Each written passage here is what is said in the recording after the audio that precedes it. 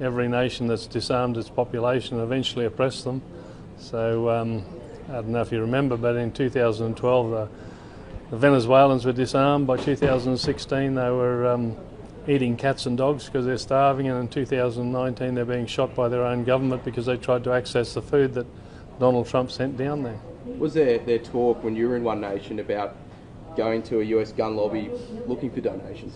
No. So what do you think inspired this? Who knows? They need money, I guess. They want more money. Do you think it's been led by Pauline Hanson or these two other men?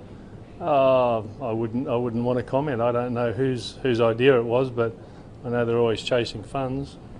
And just going back to what you said before about the gun laws, I mean, I guess someone would, to play a bit of devil's advocate, they would say there's been no gun massacres in Australia since those laws were enacted after the Port Arthur massacre by John Howard.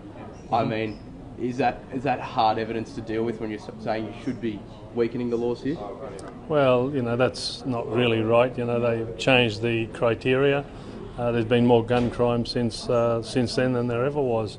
So for people to say that there hasn't been any gun crime, every day in Sydney and Melbourne there's a shooting pretty much every day. What would be your perfect solution to gun crime?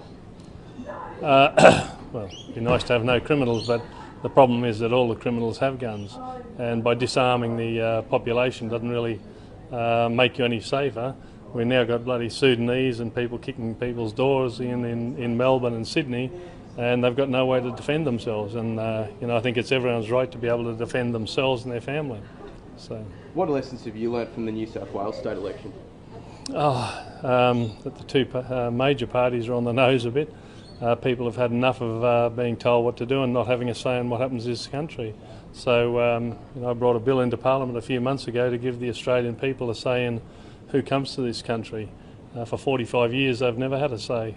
So I think it's high time the Australian people got to vote on whether they want to be bringing more and more of these people into the country who attack us on a daily basis. You mean Muslims? Muslims and Sudanese, yeah, absolutely.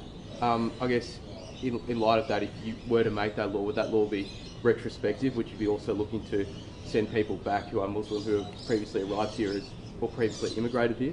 Anyone who commits a crime in this place that's a guest of the Australian people who are living off our welfare, and you commit a crime, they should all go home and with their family, because their family's obviously not controlling them. What about if they haven't committed a crime?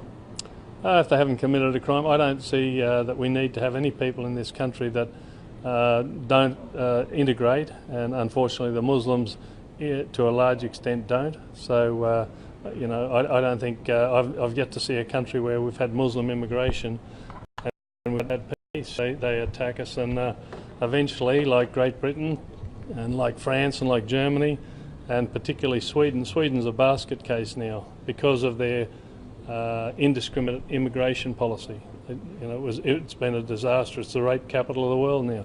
I don't think Australians want to live like that. So would you like to see Australia just tell every Muslim immigrant that's come here in the past to go home, essentially?